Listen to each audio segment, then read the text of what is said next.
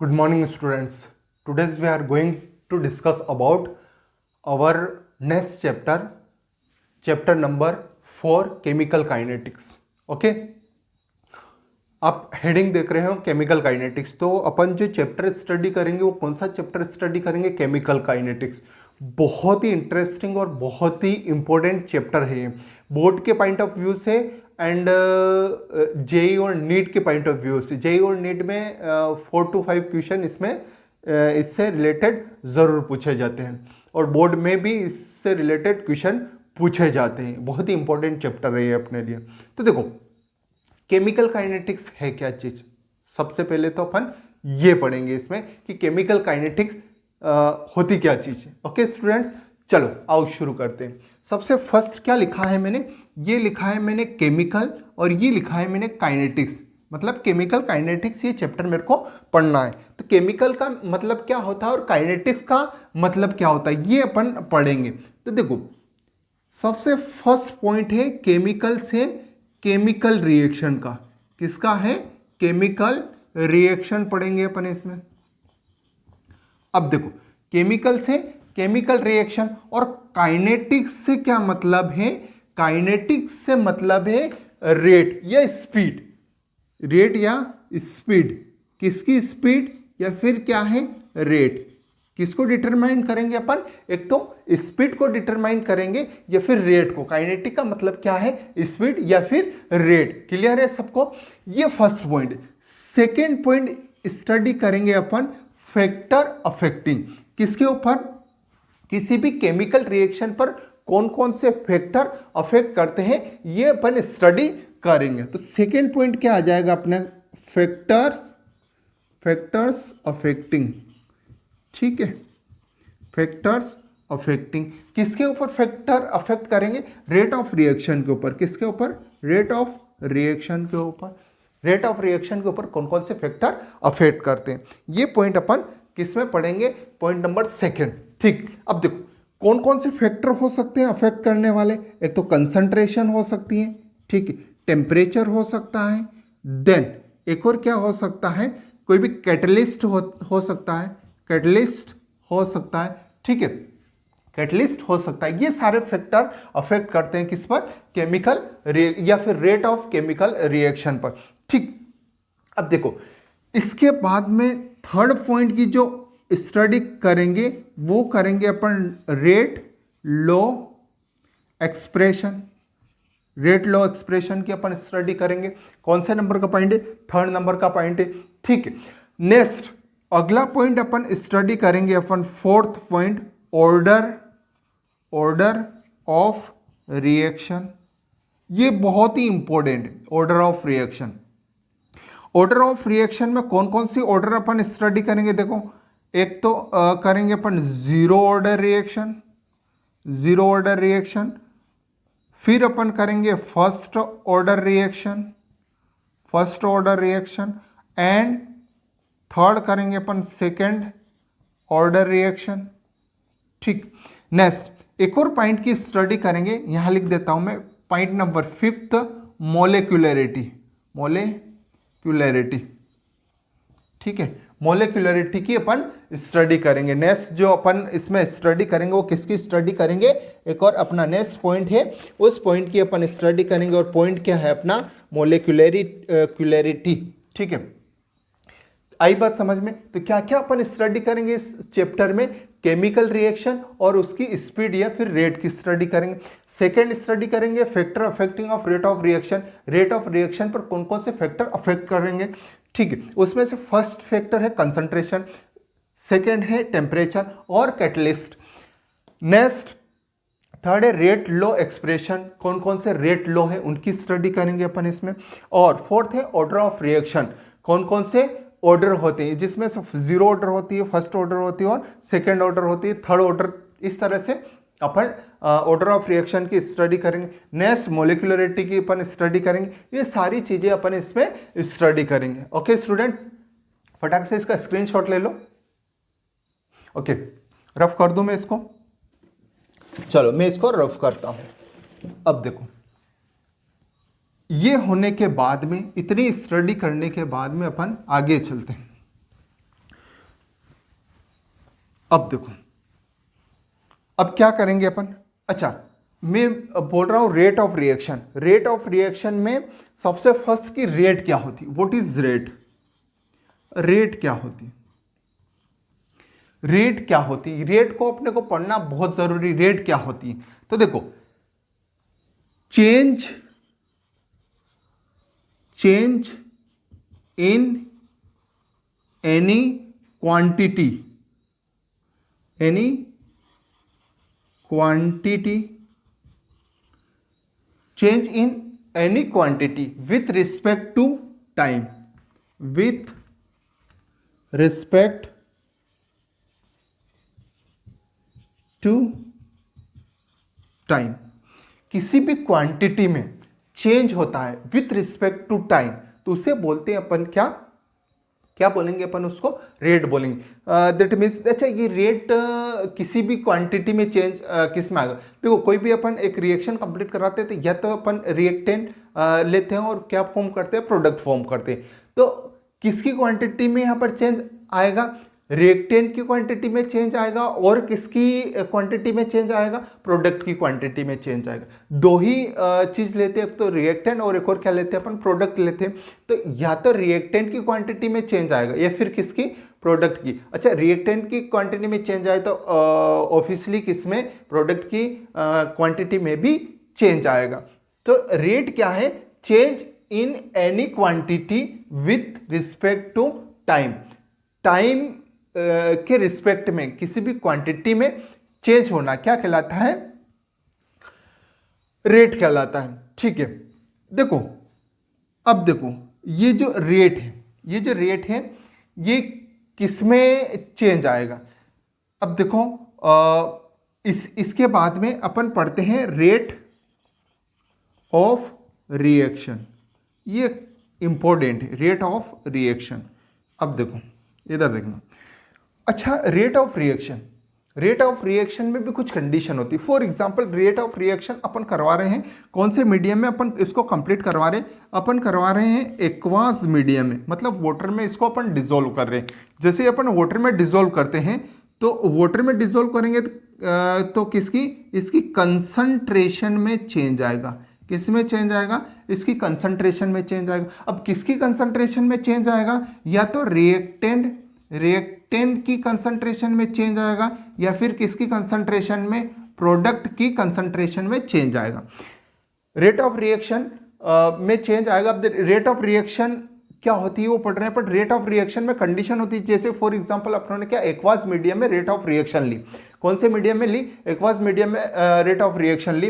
Rate of reaction aqueous medium में ली तो किस में चेंज आएगा, कंसंट्रेशन में चेंज आएगा। और किसकी कंसंट्रेशन में चेंज आएगा, रिएक्टेंट की कंसंट्रेशन में चेंज आएगा और प्रोडक्ट की कंसंट्रेशन में चेंज आएगा। अच्छा, मैं एक और मीडियम ले लेता हूँ, मैं ले लेता हूँ गैसियस मीडियम, है ना, क्या ले लेता हूँ, गैस ले लेता हूँ। ठीक, गैस ले लेता हूँ तो किसमें चेंज आएगा, इसके प्रेशर में चेंज आएगा। इसमें चेंज आएगा, इसके प्रेशर में चेंज आएगा। ठीक है ना, प्रेशर, अच्छा किसके प्रेशर में चेंज आएगा, रिएक्टेंट की प्रेशर में चेंज आएगा, और किसके, प्रोडक्ट के प्रेशर में चेंज आएगा। किसके प्रेशर में चेंज आएगा, एक तो रिएक्टेंट के प्रेशर में चेंज आएगा और एक और प्रोडक्ट के प्रेशर में चेंज आएगा। ठीक है स्टूडेंट, इतना आप लिख लो पहले।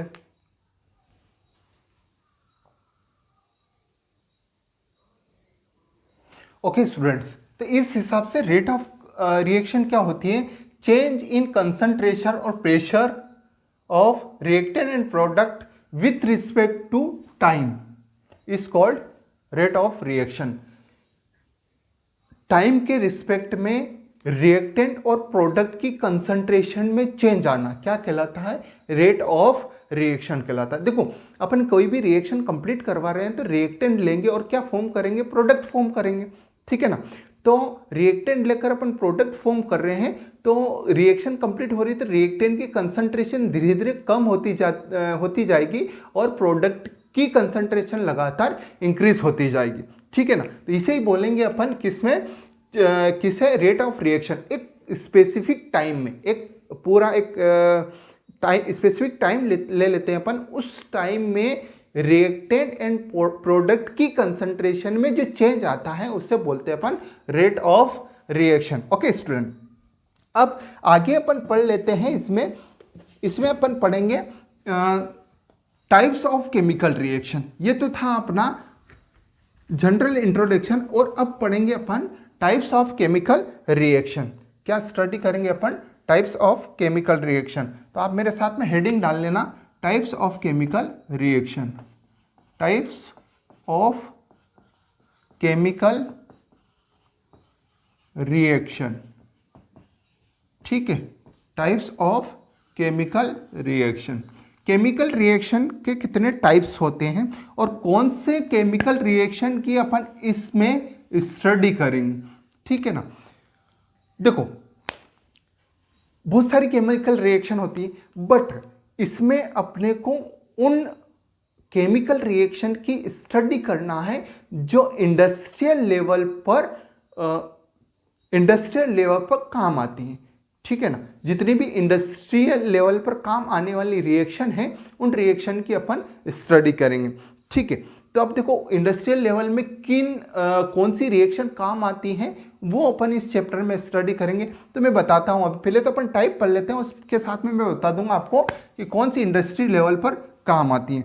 फर्स्ट रिएक्शन है वो पढ़ेंगे अपन। देखो, इसमें फर्स्ट रिएक्शन का टाइप होता है very fast reaction, very fast chemical reaction. Very fast chemical reaction किसे बोलते हैं? जो बहुत ही कम समय में कंप्लीट हो जाती है, इंस्टेंट, मतलब फ्रिक्शन टाइम। इन फ्रिक्शन टाइम में वो कंप्लीट हो जाती है। ऐसी रिएक्शन जो इन फ्रिक्शन टाइम में कंप्लीट हो जाती है, ऐसी रिएक्शन को अपन कौन सी रिएक्शन बोलते हैं? वेरी फास्ट रिएक्शन बोलते हैं, ठीक है। अब इसका एग्जाम्पल देख लेते हैं अपन। इन फ्रिक्शन टाइम में कौन सी रिएक्शन कंप्लीट हो जाती है? आयनिक रिएक्शन। जितनी भी आयनिक रिएक्शन है वो सारी की सारी बहुत ही फ्रिक्शन टाइम में कंप्लीट हो जाती है, बहुत ही कम समय में कंप्लीट हो जाती है। इस वजह से उनको वेरी फास्ट रिएक्शन बोलते हैं अपन। फॉर एग्जाम्पल, यहां मैं ले लेता हूं NaCl प्लस एक ले लेता हूं मैं AgNO3। अब ये रिएक्शन होगी। देखो, NaCl मतलब सोडियम क्लोराइड एंड AgNO3 मतलब सिल्वर नाइट्रेट। अब ये रिएक्शन होगी तो इसमें बहुत फास्ट रिएक्शन होगी और जो है AgCl के प्रेसिपिटेट बन जाएंगे। किसके प्रेसिपिटेट बनेंगे? AgCl के प्रेसिपिटेट बहुत फास्ट नीचे बैठ जाएंगे और एक और क्या फॉर्म हो जाएगा आपका? NaNO3। क्या फॉर्म हो जाएगा? NaNO3 फॉर्म हो जाएगा। देखो, ये आयनिक रिएक्शन है जो बहुत ही कम टाइम में कंप्लीट हो जाती है, बहुत ही फास्ट रिएक्शन होती है, बहुत ही जल्दी कंप्लीट हो जाती है। अब देखो, बहुत ही जल्दी कंप्लीट हो जाती है तो क्या अपने को इसका इंडस्ट्रियल लेवल पर स्टडी करना होता है? बिल्कुल नहीं। क्यों? क्योंकि बहुत ही फास्ट रिएक्शन जो है इंडस्ट्री में इसका कोई रोल नहीं होता है और नहीं अपन इंडस्ट्रियल लेवल पर इसकी स्टडी करते हैं। तो वेरी फास्ट रिएक्शन की स्टडी अपन इस चैप्टर में बहुत ही या फिर नहीं करेंगे, ठीक है। और सेकेंड टाइप की जो रिएक्शन है आपकी, देखो, ये जो रिएक्शन कंप्लीट हुई बहुत फास्ट क्यों हुई? क्योंकि ये आयन्स बन गए। कौन कौन से आयन बन गए? Na+ और Cl-, और यहाँ पर कौन से आयन बन गए? Ag+ और NO3- बन गए। अब क्या हुआ इसमें? कुछ नहीं, न तो कोई बॉन्ड ब्रेकडाउन हुआ और न ही नए बॉन्ड का फॉर्मेशन हुआ। यहाँ डायरेक्ट क्या हुआ कि आयन्स चेंज हो गए। इनको अपन, जैसे कि इनको लिया आप लोगों ने और इनको एक्वा सॉल्यूशन बनाया इनका, तो जल्दी से इनमें आयन बन जाते हैं, बहुत फास्ट आयन बन जाते हैं। और आयन जैसे ही बने तो आयन का एक्सचेंज हुआ, मतलब ये किसके साथ में जाकर अटैच हो गया? इसके साथ में, और ये किसके साथ में जाकर अटैच हो गया? इसके साथ में। तो क्या क्या प्रोडक्ट फॉर्म हो गए अपने? ये दोनों प्रोडक्ट फॉर्म हो गए, ठीक है। तो बहुत ही कम टाइम में ये रिएक्शन अपनी कंप्लीट हो गई। तो इसकी स्टडी करना इस चैप्टर में ज़्यादा अपने हेल्पफुल नहीं रहेगा, मतलब इंडस्ट्रियल लेवल में ऐसी रिएक्शन की अपन स्टडी नहीं करते, ठीक है। तो ये कौन सी रिएक्शन हो गई अपनी? Very fast reaction. तो देखो एक और टाइप है इस रिएक्शन का, एक और टाइप अपन पढ़ते हैं। अगर इस रिएक्शन की स्टडी अपन इस चैप्टर में इसमें इंडस्ट्रियल लेवल पे नहीं करते तो फिर किसकी करेंगे? देखो सेकेंड है very slow reaction, very slow chemical reaction, very slow chemical reaction. अब देखो जो बहुत ही स्लो केमिकल रिएक्शन होती है वो which complete in very very long time, बहुत ज़्यादा समय जो लेती है, वे रिएक्शन जो बहुत ज़्यादा समय लेती हैं कंप्लीट होने में, सालों लग जाते हैं, उनको सालों लग जाते हैं। तो क्या इंडस्ट्री में बैठे रहेंगे अपन वो केमिकल कब कंप्लीट होगी, कब अपन देंगे, कब प्रोडक्ट बनेगा? तो इस तरह से अपन बैठ तो नहीं सकते ना। तो जितनी भी वेरी स्लो रिएक्शन है जो सालों लगते हैं, उनकी भी स्टडी अपन इस चैप्टर में नहीं करेंगे। ठीक है, अब इसका एग्जाम्पल देख लेते हैं अपन। क्या एग्जाम्पल है इसका एग्जाम्पल अपन देखें तो रस्टिंग ऑफ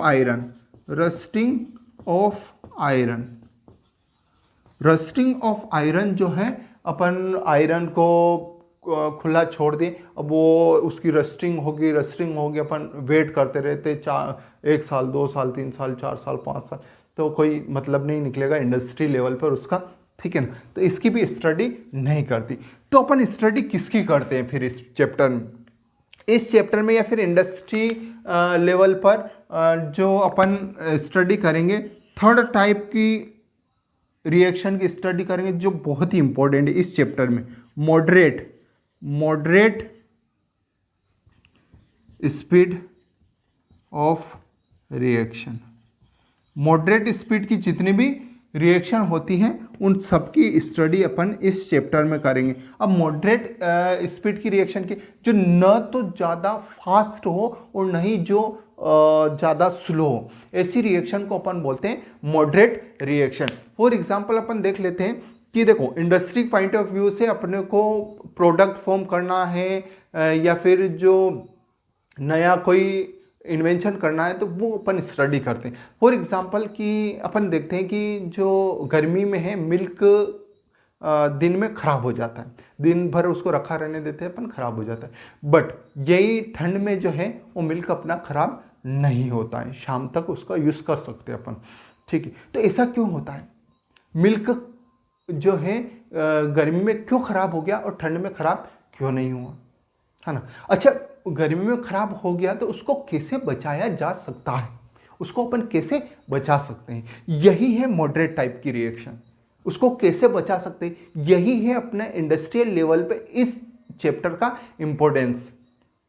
ठीक है ना, तो मिल्क को अगर अपन गर्मी में डे टाइम में 1 टाइम अपन उसको गर्म कर लें तो वो फिर ख़राब नहीं होगा। क्यों नहीं होगा? क्योंकि उसमें बैक्टीरिया बनने लग जाते हैं। वो बैक्टीरिया अगर अपन गर्म करते हैं तो वो ज़्यादा टेम्परेचर पर सारे किल हो जाते हैं, ख़त्म हो जाते हैं, उनका रिप्रोडक्शन नहीं हो पाता है, उनकी ग्रोथिंग रेट जो है वो न के बराबर हो जाती है, वो सारे किल हो जाते हैं तो वो जो है उस मिल्क को ख़राब नहीं कर पाते हैं। इस वजह से इस चैप्टर का बहुत ज़्यादा इंपॉर्टेंस है और इन रिएक्शन का भी बहुत ज़्यादा इंपॉर्टेंस है इस चैप्टर में। और इंडस्ट्रियल लेवल में बहुत सारे प्रोडक्ट्स अपन फॉर्म कर लेते हैं, बहुत सारे प्रोडक्ट बनते हैं इंडस्ट्रियल लेवल में इन रिएक्शनों की स्टडी करने के बाद। क्लियर है स्टूडेंट? तो एक इसमें अपन डेफिनेशन लिखे हैं तो which complete in finite time, which complete in finite time, ऐसी रिएक्शन जो फाइनाइट टाइम में कंप्लीट होती हैं उन रिएक्शन की स्टडी अपन इस चैप्टर में करते हैं। ठीक है, for example all molecular reaction, जितनी भी मोलिकुलर रिएक्शन है उन सब की स्टडी अपन इसमें, जितनी भी मोलिकुलर रिएक्शन है उन सब की स्टडी अपन इसमें करते हैं। क्लियर है स्टूडेंट? तो सारी मॉडरेट रिएक्शन मतलब उसमें किसकी स्टडी करेंगे अपन? ऑल मॉलिक्यूलर रिएक्शन से। एक एग्जांपल ले लेते हैं अपन, एक एग्जांपल ले लेते हैं। फॉर एग्जांपल अपनों ने क्या लिया, N2 + 3H2 और इसको अपनों ने क्या फॉर्म कर दिया, 2NH3। 2NH3 देखो ये रिवर्सिबल रिएक्शन है, बट अब मैं रिवर्सिबल का साइन नहीं लगा रहा हूँ। क्यों नहीं लगा रहा हूँ? क्योंकि इंडस्ट्रियल लेवल में ज़्यादा से ज़्यादा प्रोडक्ट फॉर्म करना रहता है, तो अपन इसको रिवर्सिबल रिएक्शन की कैटेगरी, रिवर्सिबल रिएक्शन तो होती है बट रिवर्सिबल रिएक्शन की कैटेगरी में नहीं लिखेंगे। क्यों नहीं लिखेंगे? क्योंकि अपने को प्रोडक्ट फॉर्म करना है इसको, तो एक ही डायरेक्शन में अपन इस रिएक्शन को कंप्लीट करवाएंगे, ठीक है ना। तो इस ऐसी रिएक्शन जैसे कि अपने को अमोनिया फॉर्म करना है इंडस्ट्रियल लेवल पर, इंडस्ट्रियल लेवल पर अमोनिया फॉर्म करना है, और किस तरह से इस अमोनिया को अपन फास्ट कंप्लीट करा सकते हैं, बहुत ज़्यादा से ज़्यादा प्रोडक्ट अपन फॉर्म कर सकते हैं या प्रोडक्ट अपन ऑब्टेन कर सकते हैं, कितना प्रोडक्ट अपन ज़्यादा से ज़्यादा कम समय में बना सकते हैं, ऐसी मॉडरेट रिएक्शन की अपन स्टडी इस चैप्टर में करेंगे, ठीक है ना। तो ये जो चैप्टर है बहुत ही इंपॉर्टेंट और बहुत ही इंटरेस्टिंग होने वाला है आपके लिए, ठीक है स्टूडेंट। तो ये फर्स्ट लेक्चर अपना कंप्लीट हुआ है। अब नेक्स्ट लेक्चर में फिर मैं आपको इसके आगे वाले पार्ट बताऊं, ओके। आपको अगर ये वीडियो अच्छा लगा है, समझ में आया, तो मेरे वीडियो को लाइक करें, शेयर करें और चैनल को सब्सक्राइब करें और बेल आइकन को ज़रूर दबाएं। Okay, thank you everyone. आप अगर सब्सक्राइब करते हो, लाइक करते हो, शेयर करते हो और अच्छे कमेंट करते हो, तो हमें क्या है कि मोटिवेशन मिलता है कि हाँ चलो ठीक है, बच्चे देख रहे हैं और बच्चे को कुछ ना कुछ हेल्प मिल रही है इससे, ठीक है ना। तो हमें भी मोटिवेशन मिलता है और हम और बहुत अच्छे वीडियो आपके लिए लेके आएंगे। Okay, thank you everyone.